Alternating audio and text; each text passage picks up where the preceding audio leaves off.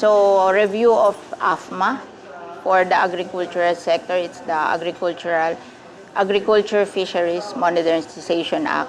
Kasi yan yung magpo-provide ng mga input sa agriculture like post-harvest facilities, irrigation facilities, at saka yung farm inputs.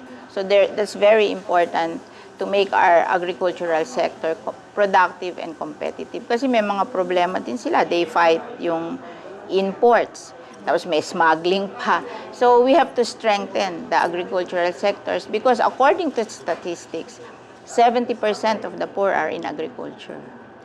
So it's very important. So the next one would be promotion of employment. And that would be incentive to businesses and small, medium, and micro enterprises that will promote employment. And of course, OFW, the bill creating the Department of OFWs.